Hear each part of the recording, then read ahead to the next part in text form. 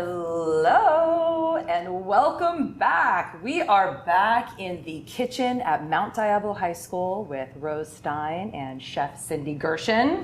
Hello, everybody. Rocking it. And we are coming to you today with a whole bunch of amazing, wonderful things. And lots of questions. And hopefully some answers? You're going to have the answers. I'm going to have the questions. Okay. Okay? All right, let's do it. I'm ready. But I wanted first to give a little pitch. Yes, okay. do it. Is it a pitch? Is that what we're doing? You know what? It's like we are sharing amazing information. Yes. About 7-8 years ago, maybe it's 10 years ago now. It's been a while. It's been a long time.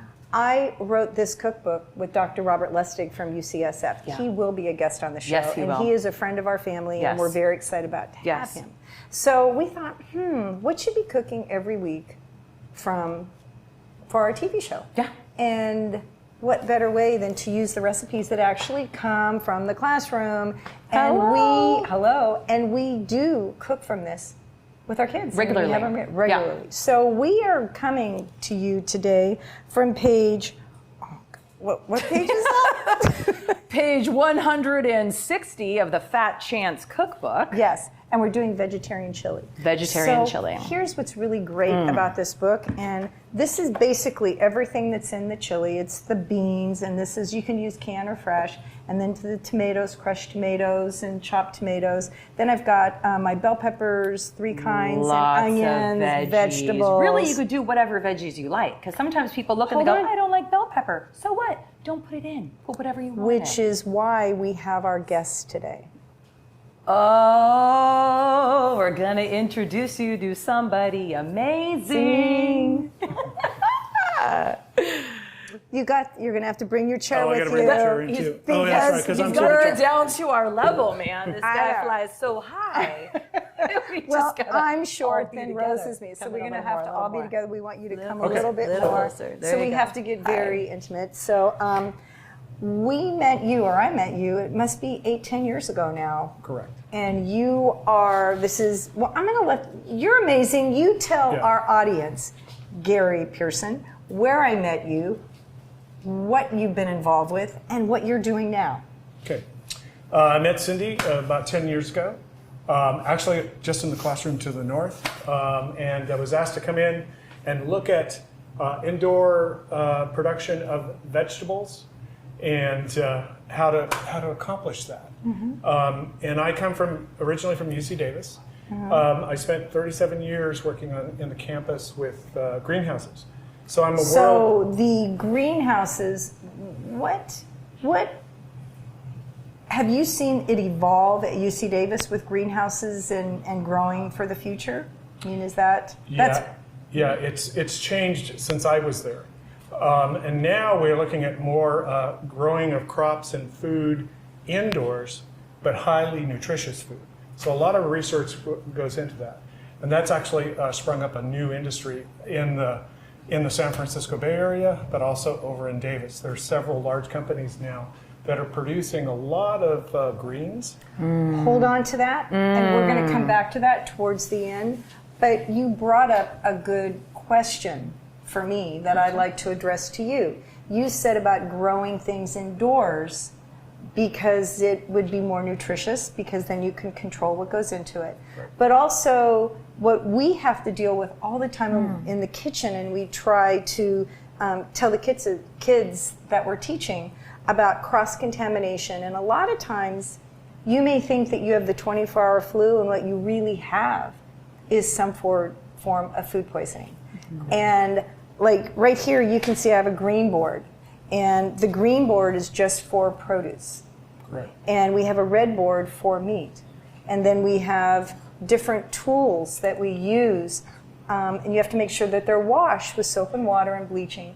And maybe, Rose, you could tell, or you could chime in with Rose, foodborne illness and the flu, and how this all kind of, what we can do in the kitchen to stay safe. Yeah, that's actually really interesting, because I think all three of us, it's good information, right? I mean, I had a friend when I was a kid that had salmonella. She was out of school for a month. Whoa. right? And that's the bacteria that's on raw chicken where things don't get wiped down quite right, or in eggs. And when it gets into your body, it can really make you sick. But what's interesting is that you are focusing more on how to keep the kitchen a safe environment so that we're not sick, so that pathogens and bacteria, the kind of bacteria that we don't want in our body, because there are good bacteria. Right? And then there's the ones that are not so great. We call them pathogenic. Those are the things that in the kitchen you're concerned about that. I'm more concerned about how do we create a body and a system and an immune system of what's going on inside of here, inside the body, where we can boost our body's own ability to fight off bacteria and things that are not supposed to be in there.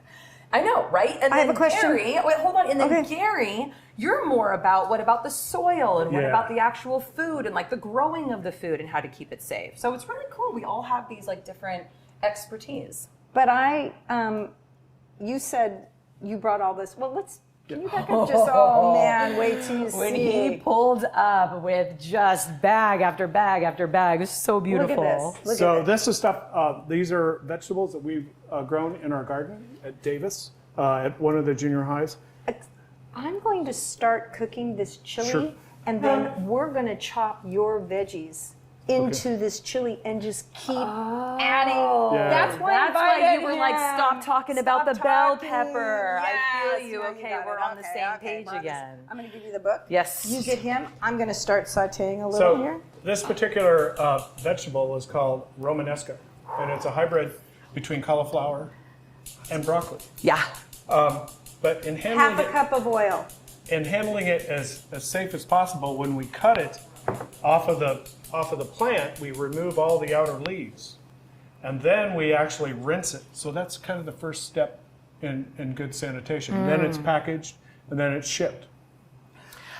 I have to tell you, this is my son, her grandson's favorite vegetable. The Romanesco. I thought it was Romanesca. He corrected me. Yeah. Romanesco. So delicious and fantastic. It is the only one that he'll eat a pile of. Yes. He loves it. But I want to go back to something, and this is where you get to answer it. Yes. So I wash it off, the dirt. I mean, I have been told that what washing does is it takes off the bugs and it takes off the dirt, but it does not take away the bacteria that's on there. Correct. Correct? Correct. So what can we do? What are you doing in the field that the bacteria, because the bacteria doesn't come automatically in the vegetable, it comes, where does that bacteria come from? Well, in the case of, say, E. coli, that's a soil-borne organism.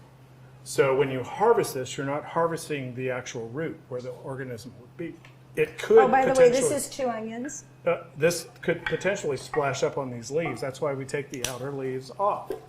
Okay. One Bell means peppers. of protection. 3 kinds of bell peppers. This is an orange cauliflower. That's, I beg to differ. That looks purple to me. My eyes are telling me that is not an orange cauliflower. I'm seeing purple. I don't know if we're on Oh, the same sorry, page it's here purple or not. cauliflower. Sorry, my mistake. Orange cauliflower? There is Like, orange cauliflower. Is this a trick question? I'm seeing if you're paying I attention. don't know. A, B, C, D. Is there an E? Okay. All right, good. Whatever you do, don't look up. Yeah. Okay. All So, right. since we're thinking about where you get contamination from soil-borne Yeah. organisms, it's a strawberry. So one of the reasons that they raise strawberries on plastic tarp is to reduce and minimize that splash and that contamination with E. coli. Oh. Because this is a very labor-intensive crop. It's all hand harvest. So I remember when I came to... I did rinse them, too. Oh, my goodness. I remember when I came to see you, when we brought I bring my students, my juniors, up to see Gary. And we went for a nice tour of UC Davis because we're also looking at colleges. We're all about, both of us are career technical educators. All 3 of us Yeah. are. So to take a field trip up to UC Davis, which is a fabulous field trip, we went through all of your greenhouses, and then you took us in the fields, and then we got to go to the cafeteria, and then we got to talk. I mean, there's It's a so really, much. really great campus. It is there's so much going on there. But one of the things that was a surprise to me is, tell me the story of strawberries in UC Davis. Okay, so strawberries are worth the California economy about $3.4 billion. $3.4 billion Okay. to the California economy. How does that happen? There's about 400 farmers spread all up and down the coast, from Monterey County all the way into Southern California. And there's these strips of land where a lot of the strawberries grow.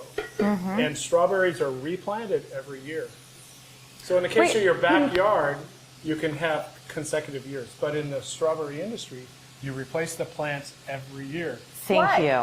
Why? Well, that has to do with soil-borne diseases. Because strawberries are grown in very sandy soil. And so there's all kinds of different pests in the soil. So the E. coli, just to get this straight, Yeah. Salmonella and E. coli come from the pests that are living in the soil, and they defecate into the soil. And is that what happens? That's one route, what we call route of entry. Okay. But the E. coli itself exists in the soil. It just exists in the Yeah, soil. yeah. So we don't have to know why. We just know that you're trying to protect us. Yeah. And the farmers need to be educated, and then they have the ag department that comes to check their soil. Is that what happens? In general, but most of the time, the growers. that in general. Yeah, the growers self-regulate. So they would produce this, pack it, ship it, and then it goes right to the consumer.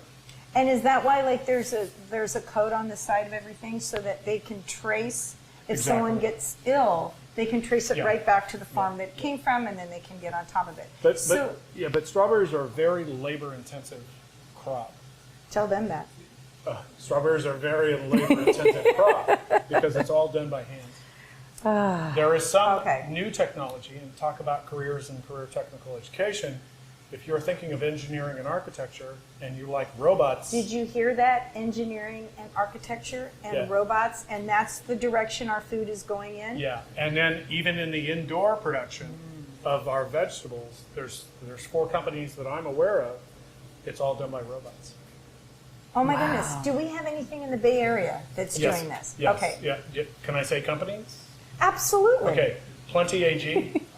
And are they on the stock market? No. Yes, they are. Yes, they So are. anybody in econ and Yeah, a senior yeah. in high school needs to understand Yeah. that this is where the future is? Yeah, because that involves our urban food bank, because it's much cheaper and it saves a lot of water and soil by doing that type of growing indoors.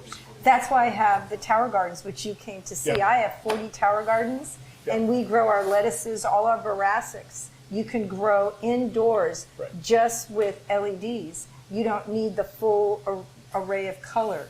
Only when you have a flower, or if it was strawberries or zucchini or tomatoes. But isn't UC Davis developing a cucumber now that doesn't need, that it self-propagates? Oh yeah, that's already been discovered. That wasn't UC Davis. That's always been in the industry. The cucumbers that are seedless cucumbers, if that's what you're asking. Oh, okay. But they can grow on towers. They can grow. Yeah, absolutely. Because And I think Epcot Center has something Right. like that in Florida, if you go there. that's when you grow to understand the diversity of plants and the diversity of vegetables, because there's all kinds you of tell- talk- there's all kinds of different plant types, variety types that can be adapted to specific growing systems. Now, I heard that it's Japan that is talking about doing the high rises of growing produce in inner cities, because Yes. our cities are becoming so filled with people that it's too far away to get the food in. They can't get enough food in. So you'll see cities die if we don't have towers of producing Right. produce. And we're moving in a plant-based direction because they can grow the beans and such, and you don't have to have cattle that take up. Yeah. Am I Yeah, talking about that's the the way future? that's the way it's trending, and that's what we call our food islands. Food islands. Maybe you could tell them. Well, the food island phenomena is one where we produce our own food within a certain region. And remember, we have a whole system of shipping things to market. Right. So it's a little bit different approach. So we think of the model that Amazon uses for distributing food. You can walk into Amazon and it Yes. gets scanned. You do the same thing with the vegetables or the leafy lettuces. Right. Currently, if you go to some of your major markets here in this region, you'll find the indoor, like Plenty AG, Iron Ox, and then the new one is called Gotham Greens. Gotham Greens. Oh, I've heard of Gotham Greens. Yes. Yeah, that's just right out of Dixon. Yes. Yeah, that just started. Well, it's really important for, we as CTE, career technical educating teachers, that we come from the industry into the school system to try to prepare our children for college and careers and what they want to do afterwards. So bringing in all of the innovation that's happening. And this just doesn't mean, like you said, you don't have to be with a garden in the back and taking home ec or in the pathway of agriculture. This is architecture, this is engineering, because all of these pathways are really tied together. Yeah. Because if we can't feed people and we can't keep our resources, our water clean and our air clean and keep enough energy to move, it doesn't matter about all the other things. So we're all of these disciplines is what I'm saying is coming together. Yeah, and it's all the sectors in CTE. Tell them. So Tell them. They're listening. There's 15 sectors in the California economy that are CTE related. It's from construction to health science, patient care, architecture and engineering. The other one is ICT. What's that? That's network and cybersecurity. We need So that. we need those people. Yeah. And then the agricultural sector. And there's also arts, media, and entertainment. As we sit here with a film crew, that's all integrated into that. It's what we, Together, yeah. basically what we could say is nothing stands alone. Yeah. Nothing stands alone. It isn't separate. And we don't want to be left standing by ourselves. Because if all I'm left is teaching you how to cook and nobody can get the food to me, Right. and nobody can film what we're doing, there's no way for us to get the information out to you so that you can make better choices. Right. This is actually freedom. When we work together, we actually free each other up. And I think it's really exceptionally important to understand what you're cooking and preparing and all the commodities that are here. Strawberries can be grown in the garden. Maybe not as nice as those, but you can still grow them in the garden. And so let me ask you, the reason why they look so good, the first year they'll look amazing like that. The second year, like when I put strawberries at my house, the second year they're not as big and they don't seem to be taste as good as sweet. That's because of its background genetics. And so there's another career. so if you want to You understand, mean these are genetically engineered strawberries? in that sense, but they're not. They're not GMOs. No. They're Okay. not. Could you explain the difference between GMOs and genetically? We've been doing genetically forever, right? Putting two things together. Yeah. And so explain how this isn't GMO. This is actually. So that little strawberry right there has probably 2,000 seeds in it. If you extract the little seeds right here, you could grow strawberry plants. Would they be exactly the same as this? Pretty much.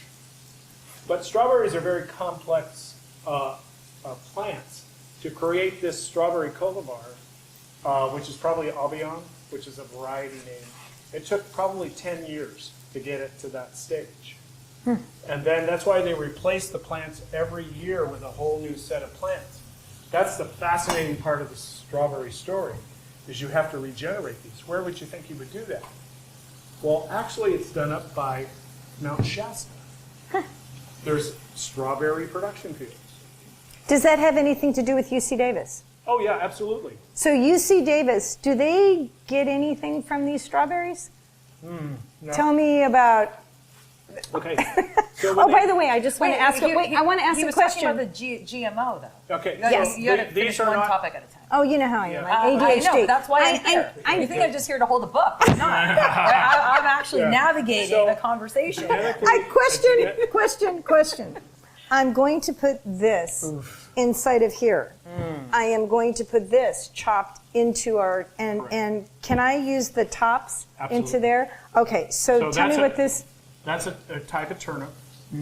And then I brought some other examples. There's actually what we call a watermelon. This, if you cut that and then slice it, it'll be red. Can I put it into my? Go ahead. Yeah, absolutely. I'm putting all of this, but I'm going to wait and put the greens at the end so it stays vibrant and green. So I'm going to be chopping while you guys are cooking, So, and and I am not doing the Romanesco because it's my grandson's favorite, and I'm going to take it home for him. Okay, we'll let that pass. Okay, So all back right. to the GMO.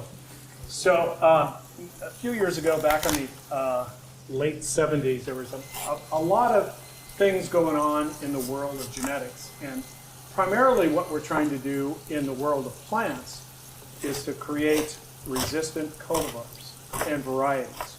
So the Okay, That that's word- scary. I know, what's that word? That's Cultivar? scary. that means a variety. Okay. Cultivars is a technical word, sorry. Thank you. Varieties. But people hear that, they freak out because they think you're like making monsters out of our food. No.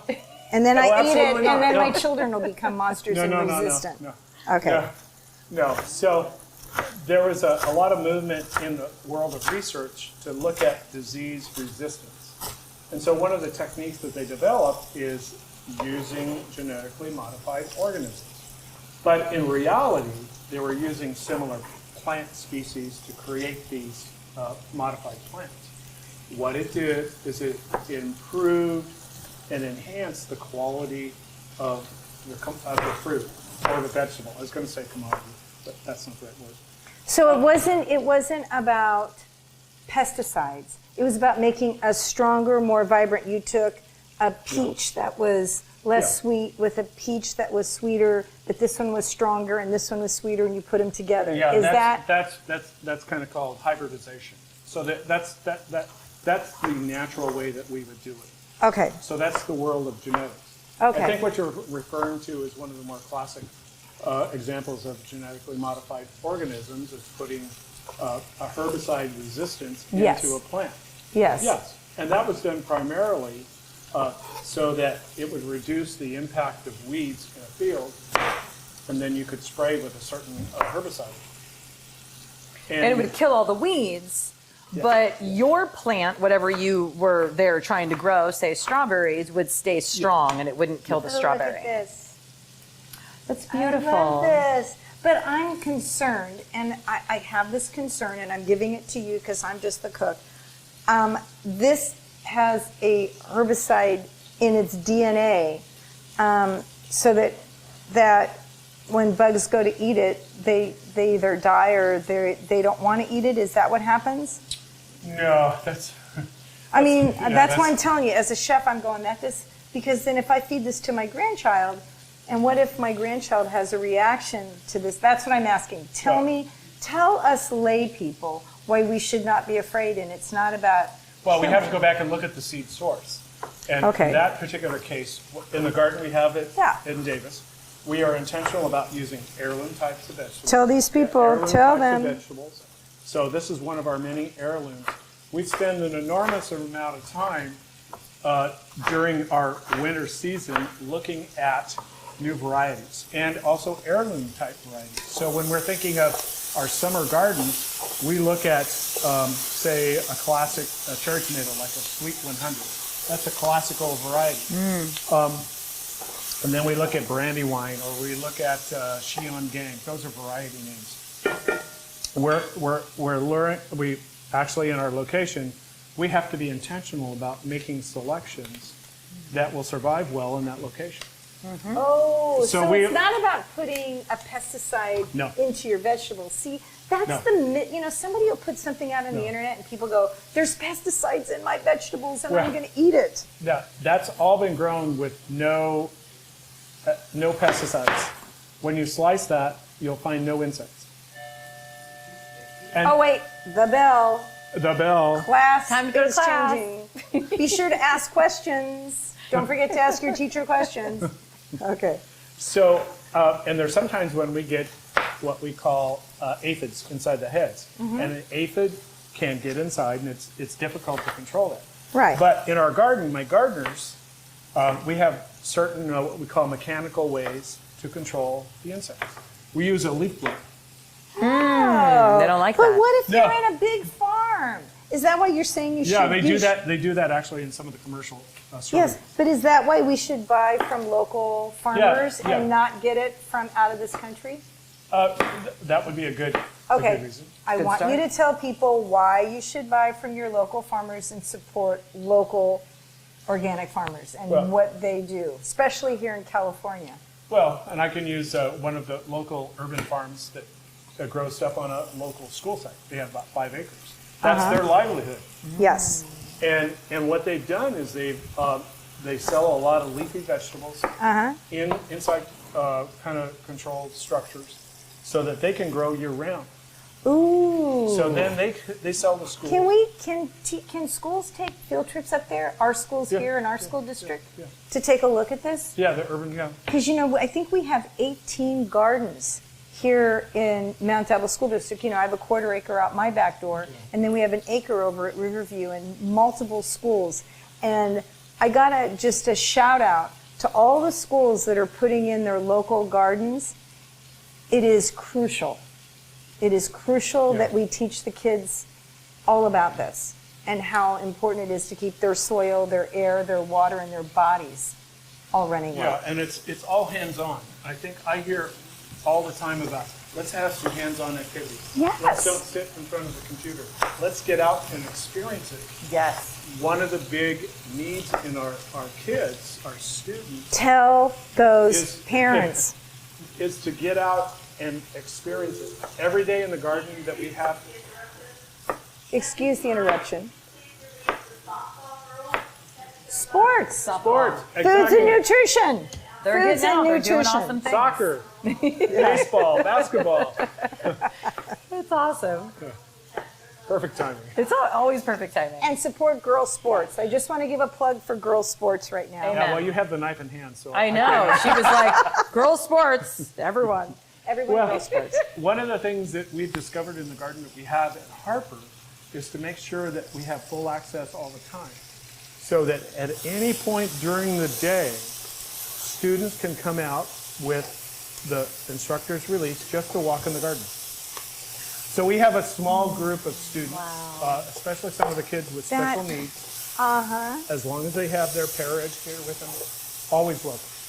And what they've discovered is they like to get their hands dirty. And in so doing, then they learn about why we grow all these different vegetables. Then they come back and they get to see the whole cycle. Yeah. So I have one group of students that they planted all these radishes.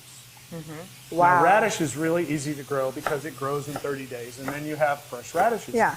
But we do a little bit different. We don't grow the classic round radish.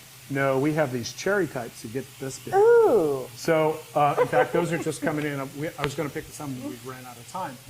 Well, But we have a lot of farms that, I would like to see us collaborate more with, because you're collaborating with UC Davis and you get your information there. Right. The universities have so much to give to us.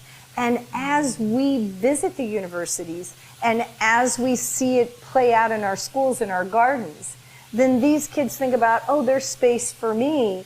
Maybe I want to go to university, or maybe I want to be a farmer, or maybe I want to go to DVC. Our goal, like I said, is careers, and you need some kind of education to go with your career. you have to know all the basics. You have Yes. to know how to read. You have to know how to write. You have to know about the mathematics. Yeah, you have to know in a garden. You have to know spacing. Yes. Why do we put broccoli 12 inches apart? Why do we put tomatoes 18 inches apart? Because that helps determine the yield of the plant. So we can actually learn why we are in school by going into the garden. Exactly. We can also learn actually why it's important for math, and we've seen that, why it is important for math. Say by the bell. There's the bell. Next Just question. smile. Next question. By bringing them into the kitchen.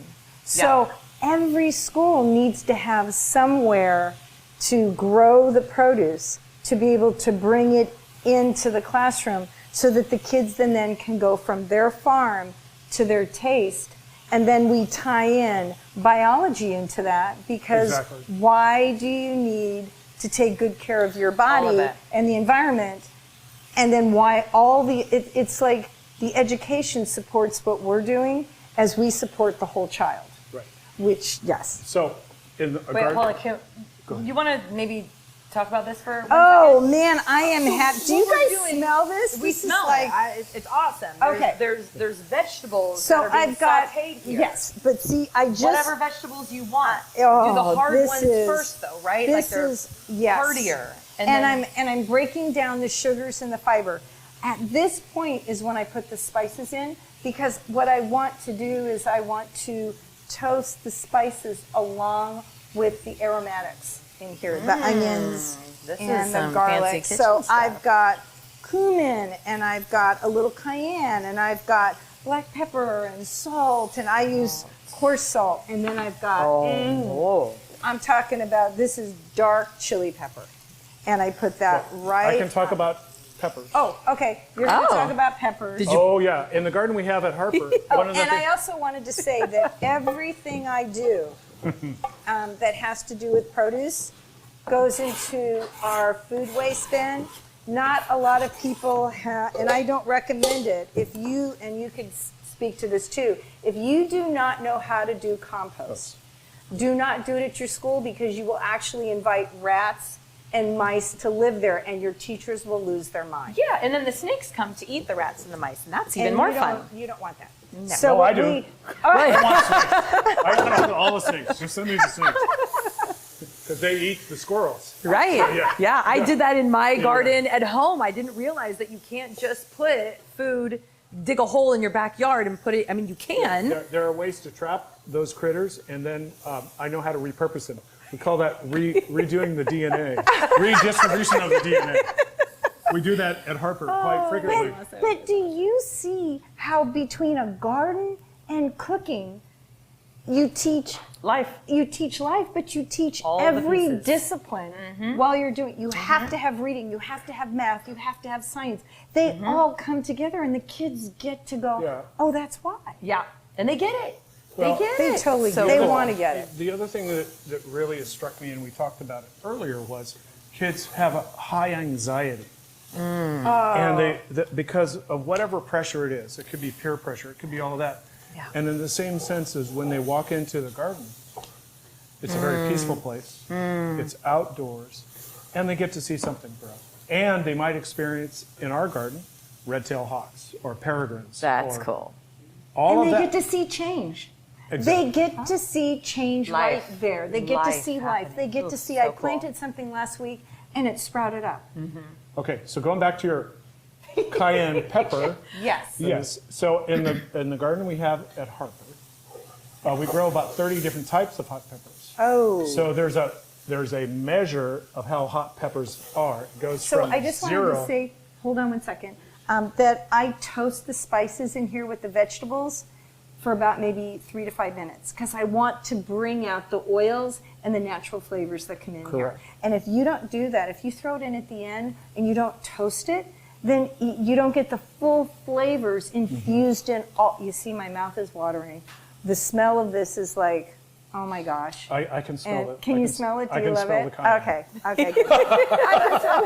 I just want to make sure that I got that along. Okay, Yeah, but- is this so fun? Yeah. This is so fun. when we It's talk so about fun. hot peppers, Uh-huh. there are numerous cultures that use different spice levels. Yes. It's not just the Hispanic community. Oh, heck no. Yeah. No, I mean, Here comes my tomato sauce. My and I've got 2 cups of tomato sauce.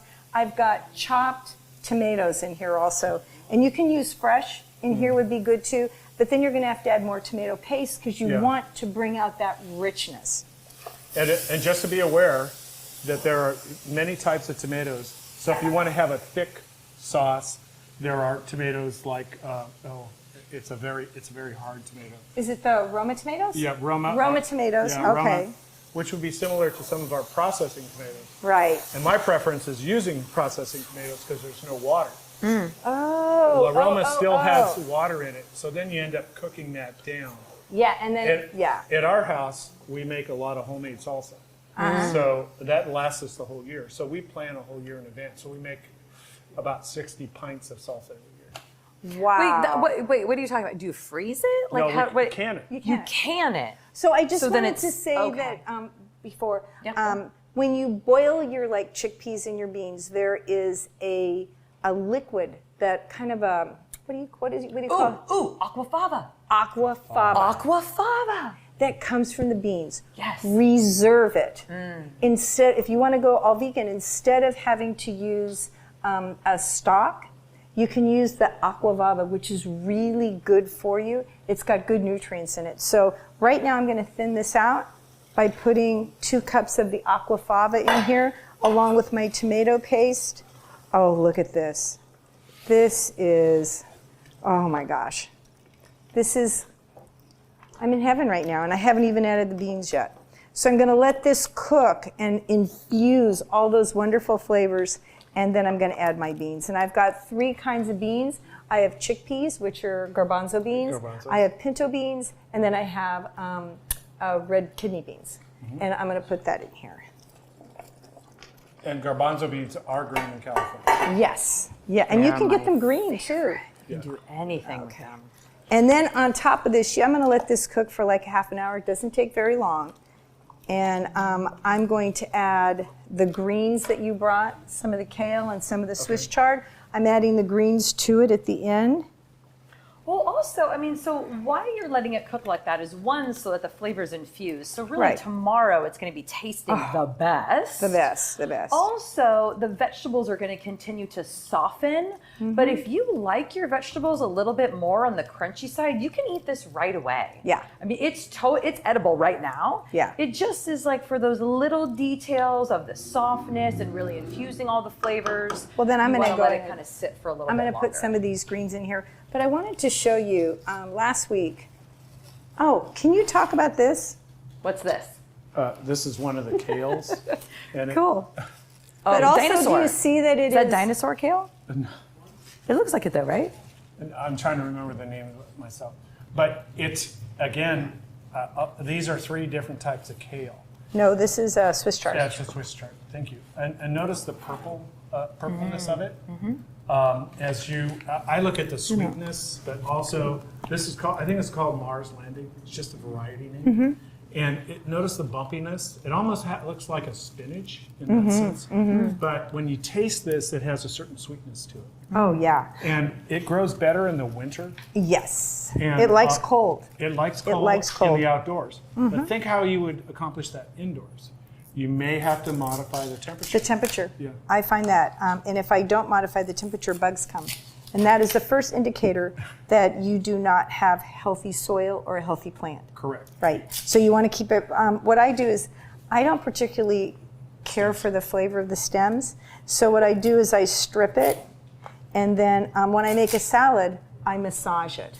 I massage it to kind of break it down, and then I'll put a little olive oil.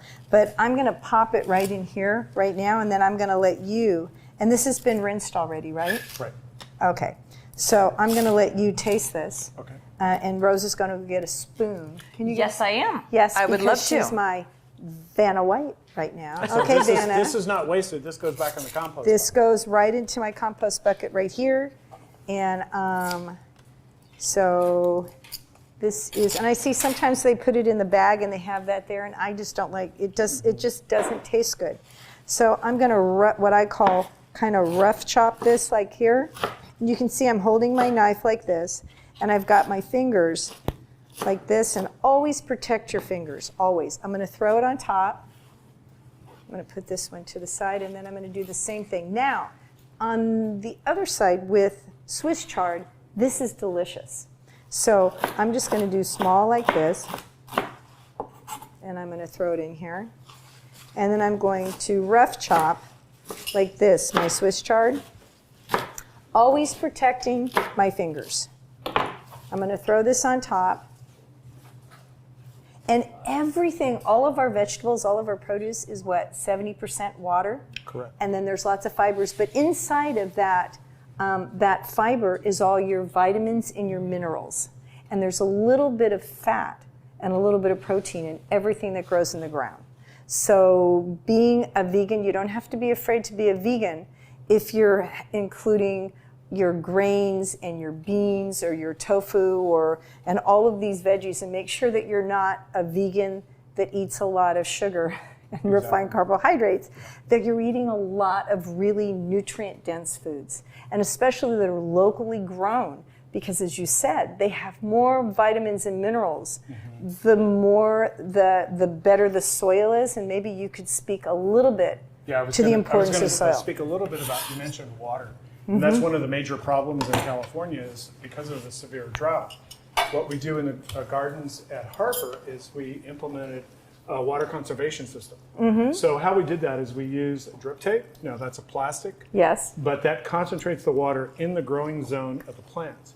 Surrounding that, we have taken chips from one of our local landscapers, and we intentionally put chips. Not potato chips, right? No. Wood chip? Wood chip? Wood chips. How much wood would a wood chip? Yeah. If it could chip, wood chip, wood. Okay, see what I have to Something deal like with. So we take the local landscape, recycle that, and we use Yes. that as a means to conserve, but also it's a good means by which we have pathways. Also in our thinking is we want to create this, what they call carbon neutral garden. Oh. So could the you- only yes. plastics we use is what we do for drip tape and the feeders. Everything else has been recycled, repurposed. So you'll see that when you come to the garden, and that reduces our water consumption by about 80%. Yeah. Wow. Yeah, That's why really important for California and for everywhere. Could you speak just a little bit to recycling of water, and are they using the wastewater that they clean up? Because I know that the sanitation department does that, and being able to use that in growing our foods. Is that something that UC Davis has looked into? Did they give the okay for that? Well, it's more of the city of Davis, not so much the UC, but the city of Davis does. You are allowed to use gray water. Yes, As long as that's what they call it. I'm sorry. It's called gray water. And actually, it's a relatively new source of water in our systems. In other parts of the world, it's readily used. I was in Dubai, and there were 4 sources of water. You had groundwater, you had gray water, you had air conditioning water, and salt water. Don't have any idea what air conditioning water is. That's all the condensate that comes off your air conditioners. They save that? Yep, they say. Because it just doesn't make any sense. It is. It's that high quality. It's high quality water. That we use high quality water to flush our toilets, Yes. and that we water our lawns with first water. And I see that the first water, that we don't segregate it out. And there was so many things that we can do. Again, engineering and architecture can figure that out on how we can best take care of our bodies and change the planet. Well, also gray water, just to be clear so that everybody knows, it is the water that our wastewater that they cleanse and clean and take out all the funk, right? Well, it isn't the toilet water. Gray water what is would gray be water? the dishwater off of your when you wash Yeah, your dishes. it's not That's toilet good. water. No. So can't do it. those things don't go to the same place? My toilet water and my sink water don't go to the same place? They do. You would have to replumb your house to collect the gray water. So they are intentional. Other countries are intentional Yes. about the plumbing systems of their Right. communities. Okay, let's see how he likes this. Interesting. I can smell. Dun dun dun dun dun. Dun. Ooh, the face. Isn't that good? So can we have special music playing in the background right now? Bum bum bum. Can you come Is to my that house? it? Can I come to your house? No, you came to my house. Oh, oh my I goodness. invited you over to come. I am going to give you a container to take back to your wife. Because large I container. think that a large container of this chili, and that's how, and if we had more cookbooks. But I just wanted to give a plug for More this. cookbooks like this. Like this. But you can download that for free. You can't do it for free anymore. Oh, you can? No, it was just like in the beginning of the pandemic. Oh, okay, It was all okay. for free, but I mean, still, you can go to Amazon and get it for Go free. to Amazon. This has the best. I wrote it, so it and it tells you. Lustig is in the front. We both tell our story, how I lost 100 pounds and how I've maintained it and how I eat now. But it tells the story what happens in your endocrine system. And this is where everybody works together.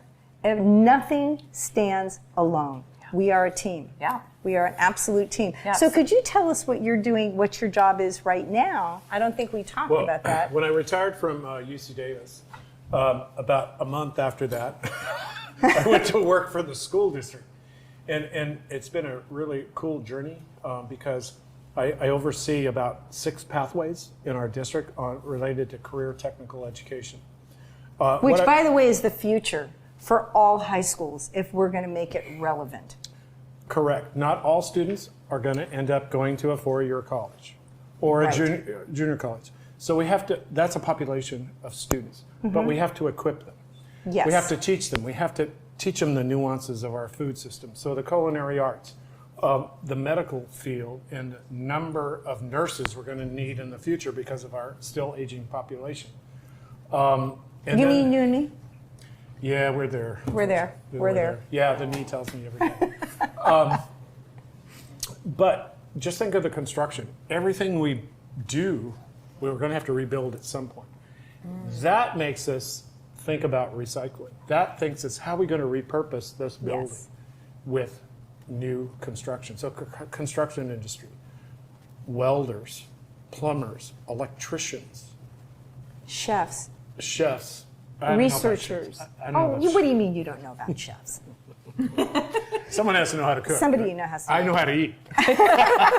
But tying it together. So we also, and I feel when we've got all these students, I mean, we have 125 students a day that we touch, and I've been here for 11 years.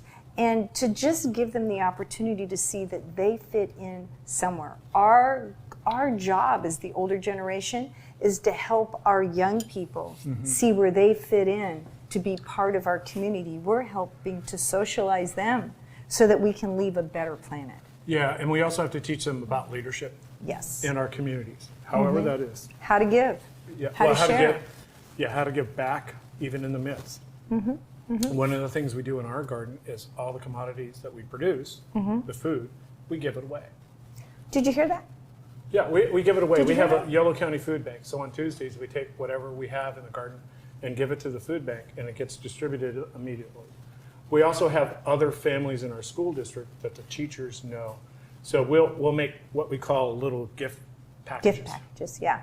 Yeah. And it's all from the garden. And it's Yeah. all really good food, no insects, no pesticides, et cetera. And we do have enough resources in our community that there shouldn't be a child that shouldn't be able to eat like this. Correct. And one of the things that we just keep saying over and over again, and it's quoted from Dr. Robert Lustig at UCSF, you cannot be responsible for your health if you do not have good nutrition education, skills, and accessibility to the food.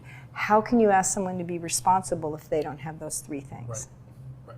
So that's what we're here for. Thank you so much for coming out and talking with us today. Do you have any more questions? Like a million. I think that we could probably just hang out for the next week. You could cook breakfast and lunch and dinner. We want you to take come a couple back. of snacks. We're going to hang out for a while. We got all this other amazing produce that he brought that we didn't even get to eat yet. No, I am just very excited. I would love to have you come back.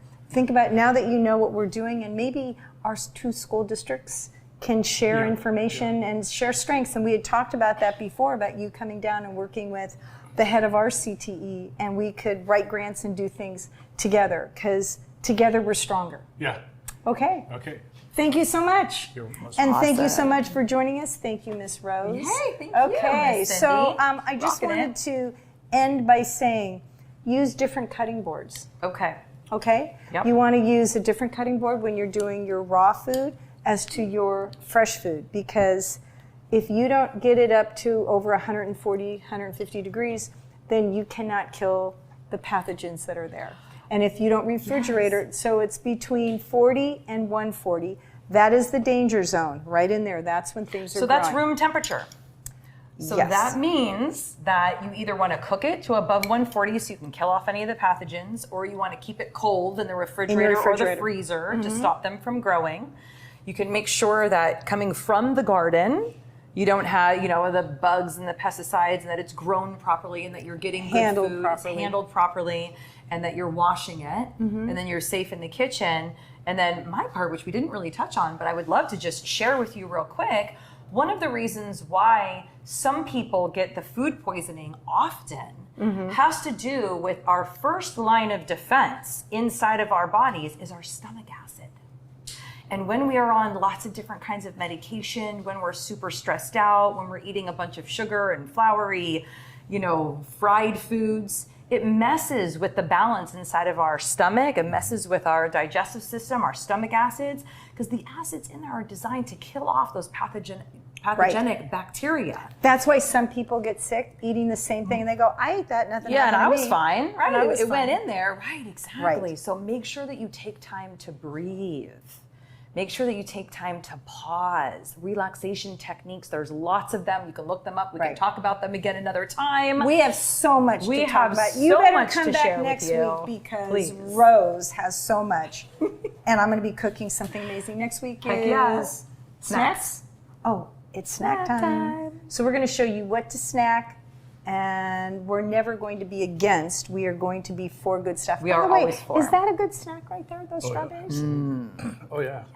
Okay, sneak preview. Sneak preview. Okay. Look at his face. Is that a good snack? It's That was good a to good- be that was a excited about food too, right? It Right. just is like it fills you up. You feel good inside and out. And it's just outside. magical. So take us away. Take us away. We will see you same time, same place next week. Love ya. Okay, take care.